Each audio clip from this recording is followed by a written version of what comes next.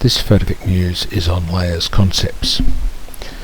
When I first started with the advanced packages like Photoshops, which have layers in them, I thought back to the early photographs I've seen of the Disney video artists, the animators working, and they used to have a background painting, and on top of that they would have a clear sheet of perspex or plastic on which they'd paint part of their scene, and then they'd put another one down and paint another part of their scene, and they would slowly build up the scene with these clear plastic layers with items painted on them.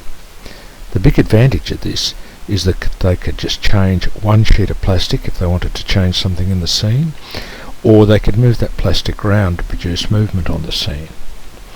And that's basically how layers work in our packages like Photoshop.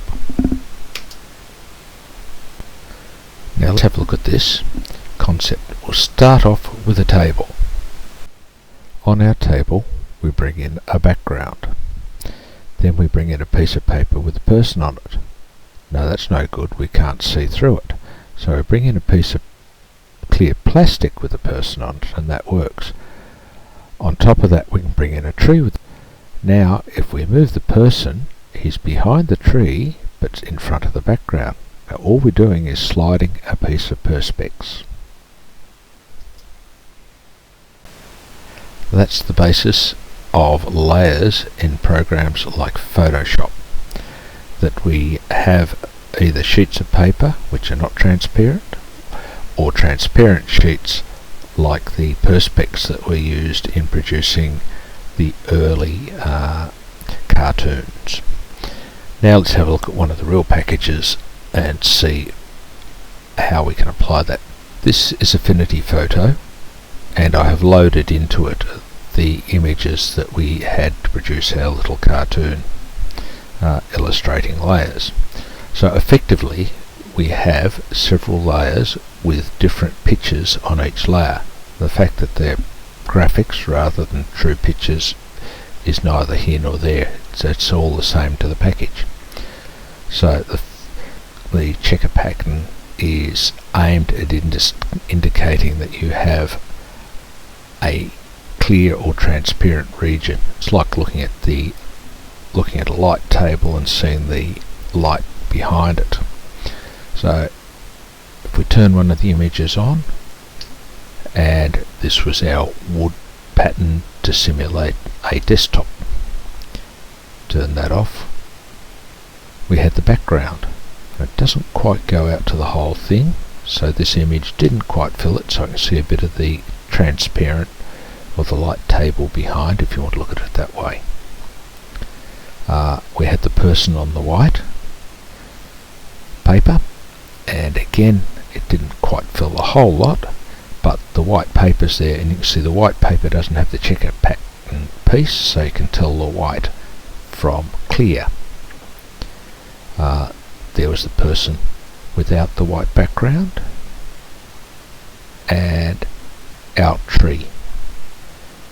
So multiple photos, we'll call them, on different layers.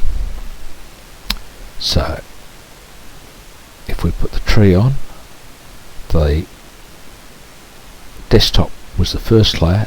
It's lower down, it's behind the tree, so the tree is always visible on top of the desktop. We had our background and we had our person. So if we select the tree layer and we do something like select the move tool, it only works on the tree layer, so we could move the tree and have the person standing under the tree. And that move only works on the active layer, which is, in this case, was the tree layer. So we'll put the tree back just for the minute. Let's go back to the person layer. There are some other things you can do with layers. So if we look at our little layers menu box, which was here, I didn't point that out earlier, so our layers and our various layers, we have a thing called opacity, and that at the minute our layer has 100% opacity, which means our person is done with full ink that you can't see through, if you look at it that way. And we can make him more and more transparent, so we can convert him into a ghost. We can even make him go completely. So we could make a ghost of a person by adjusting the opacity of the layer. So mixing photos, they don't have to be hard together. You can have it so that you can partly see through it.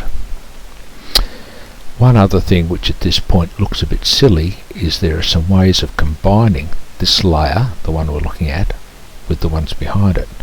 And if I quickly run down there, you can see that we get some really weird effects which look a bit strange. But if we look at it, we can see multiply, there's add, a bit further down there's subtract.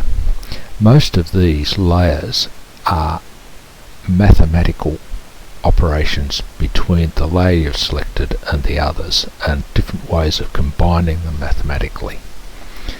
Looks a bit silly now, but in advanced work using some of those modes along with some of the other tools, you can do functions like enhance contrast, sharpen a photo.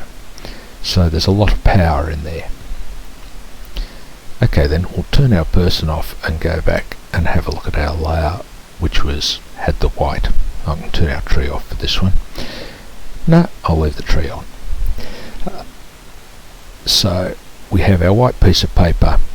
We can see things that are on top, which is the tree, but because it's an opaque layer, we can't see what's underneath it. And if we were to reduce the opacity, wrong one, I've got the layer that I'm not looking at turned on, so that doesn't work for me. I have to select the layer I want to do it to. And if we reduce the opacity, it just makes the whole layer go away, which is not necessarily what we want. So there's an extra bit in here called a mask. We can get it often from our layers menu. A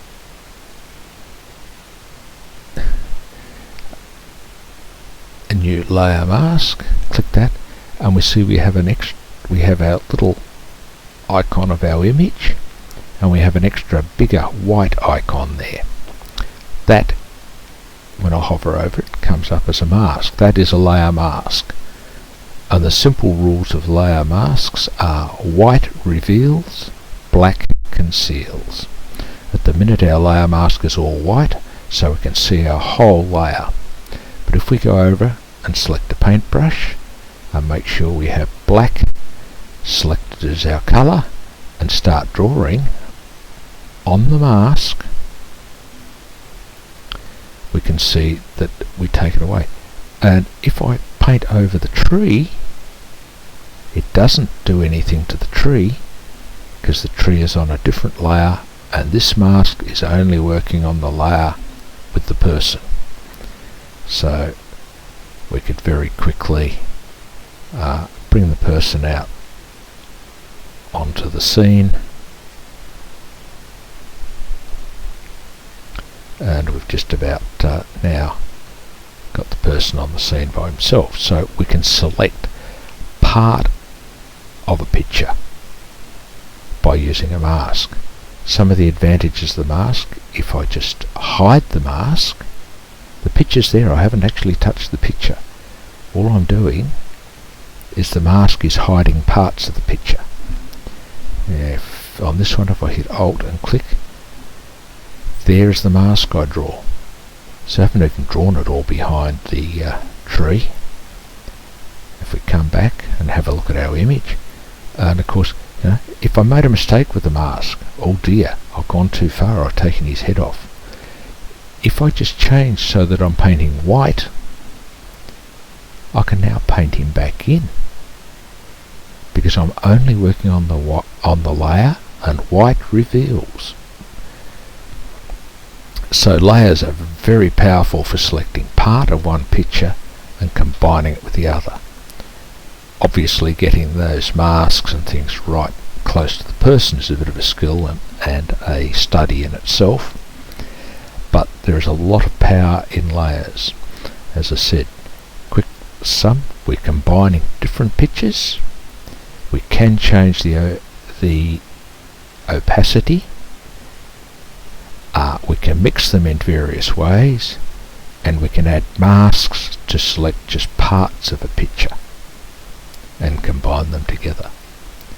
And that's a quick run through some of the power that's in masks and why they're so important when we want to take our photography from just taking a photograph and tweaking our contrast and brightness and colour, and take it to the next level where we might want to merge more than one photograph together and convert our simple photography into an art form. And that'll do it for this one. Thank you.